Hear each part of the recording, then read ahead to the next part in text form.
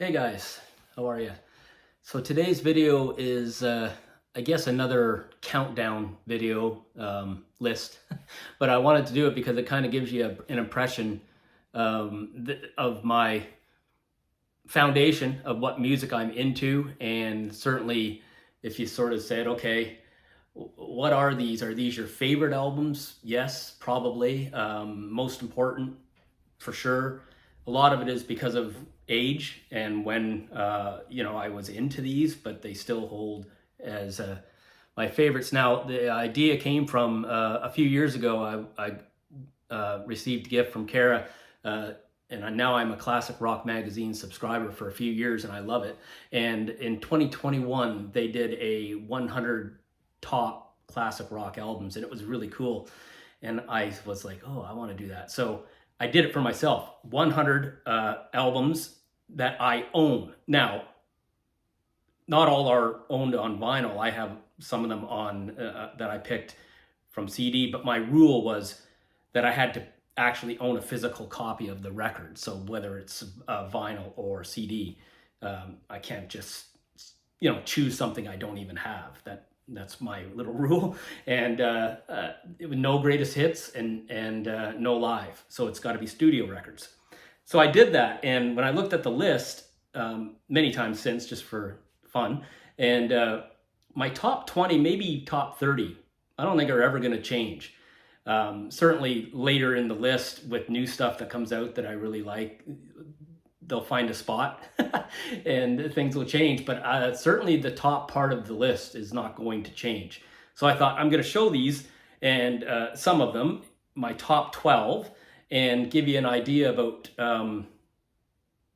what I was into. And basically everything I've listened to since really stems from this collection. It all sort of comes from this. So yeah, that's what I'm going to do. So just for fun. So my number 12 in my collection, important to me that I own, is Judas Priest, Screaming for Vengeance. And this is a very important record to me. When we were teenagers, like a lot of us going through changes and stuff, and Priest was this was a great record. We rocked out to it, but it had a song on it. It does have a song on it. You've Got Another Thing Coming. That was kind of my personal anthem growing up. So I've had this for a long time, and it's interesting. All of these that I'm going to show you are black vinyl. Back then, the craze wasn't colored vinyl. That's what these were. So Judas Priest, Screaming for Vengeance. Something funny I wanted to show about this one is I got a couple like this, Priest, Iron Maiden, old stuff, but look, I still have the merchandise flyer that was inside the record. And it's so funny because t-shirts, yellow or black, $9. Sweatshirt, $15. Sticker, $1. I should send this away and see if I can get something for that cheap. Yeah, that's funny to me. So that's number 12, Judas Priest, Screaming for Vengeance. My number 11 is real great record, of course, and most people would have it high, although most people wouldn't pick this particular one from this band. I also like the other one that people would pick, but this is my favorite of theirs, and this is my favorite, best double album I think ever created, and it is Pink Floyd, The Wall. Okay, this is a pretty basic cover that I had for a long time. It had a sort of a cover on the front with the words, but that's long gone. But this is a really cool gatefold. Look at that, really neat. I remember being back in the day and being young, and we went, and a group of us, this was a long time ago, and we saw the movie when the movie came out, and it was crazy because it was so wild. But yeah, that's my number 11 in importance to me. My number 10, and the very first, as far as I remember, the very first concert we ever went to, And it was at Maple Leaf Gardens, and we were young kids, and we took the bus train. It's a whole story, which I'll tell another time. But yeah, Ozzy was, this is when Ozzy recreated himself with Randy, guitarist, and we saw that show at Maple Leaf Gardens. It's so long ago, I don't remember much of it, other than it was loud, and we were young, and we were excited, and we were scared, but it was cool. This is my number 10 record. Pretty cool. Ozzy, Blizzard of Oz. My number 9, a little bit more modern when I kind of, started getting into more cool modern music. And this is obviously a very important record to a lot of people, and I'm included. And it is U2, The Joshua Tree. This one here is another gatefold. Very cool gatefold record. Look at that picture of them. Very cool guys. Just a wonderful record. I mean, it's got a lot of great songs on it, obviously, and it's a favorite of a lot of people. Black vinyl. That's my number 9. My number 8. A little bit more of a songwriter album well, it is a songwriter album. I mean, I like Bruce Springsteen, I like The Boss, but to me, this guy is the American songwriter that I like the most, and it's John Mellencamp, and this is the Lonesome Jubilee. I think this is a great album. Another gatefold, very cool record. Had this a while too. Mellencamp, Lonesome Jubilee. Got it very cool. The inserts are with his picture. It's really neat. Next up, my number 7. To me, they're best. I mean, they've got the two that are amazing. Obviously, Crime of the Century, but this is my favorite Supertramp record. This is a repress I got not that long ago, probably a couple of years ago, a few years ago. I finally got it because I was embarrassed. How could I not have Breakfast in America in my collection? So I'm so happy to have this. It's such a great record. Play it a lot. Very cool. And it's 180 grams, so it's thicker, bigger than these other old ones that are not. Sounds amazing. My number 6 record, Van Halen 2. My favorite Van Halen record. You can't go wrong with a few Van Halen records, obviously, but this is my favorite. Had it a very long time, since I was a young fella.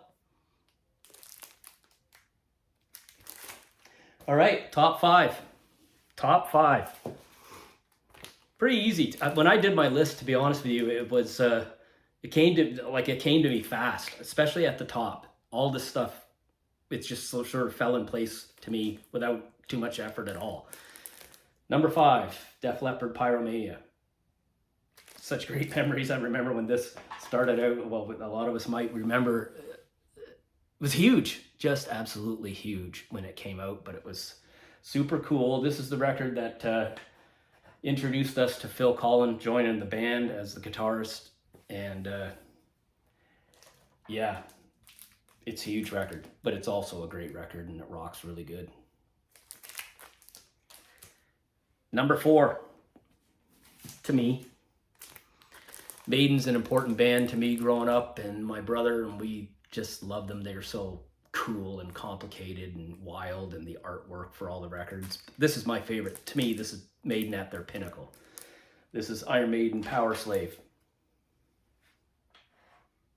Number 4 record in my collection that means the most to me. There's a few Maiden records that are high on the list, but this one is the one for me. Number 3. Kind of an easy choice. Number 3 for me. Rush, Moving Pictures. There's a bunch of Rush records that could make this list high, of course, and I do have, I think it's 4 Rush records really high on my list. This is the highest. This is their masterpiece. Everything on it's great. I mean, side 1 is, everybody knows, of course, the great song Tom Sawyer, but you know, the whole record's really great. Had it a long time. To be clear too, this record here, and I've got, you know, for all my collection, this record to me is my favorite, best sounding record, even though I've had it a long time. The recording of it is stunning. All right, number 2. And the only one that I don't have on vinyl, because I have all of their collection on CD. It's just the way it was. That's when I was into them, and that's what I was doing at the time. And it's an easy choice to be so high. Number 2 to me is the Tragically Hip, Fully Completely. To me, their best album.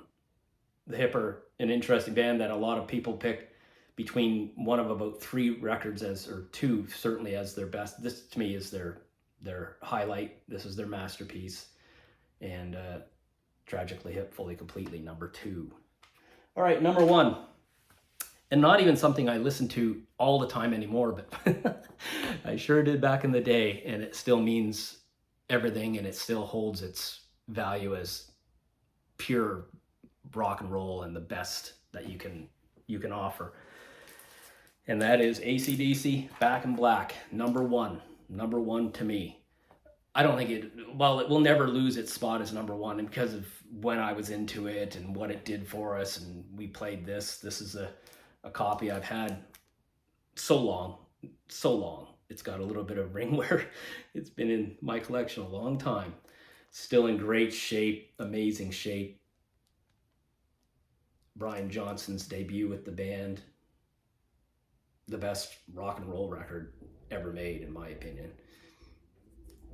So that's my list at the top. What I'd love to see is, you know, how many of these are on your list? Give me some comments. Give me your top 3, or tell me what you think, because that's the fun of it. See you again. Oh, by the way, next video is not going to be a list video. I'm going to do it's a very special video to me, and I hope you tune in for that. I'll probably do it on Sunday, and I'm going to showcase and talk about my late Uncle John's collection that I was able to obtain and salvage and take care of, and I want to show it off. See ya. Have a good day. Bye.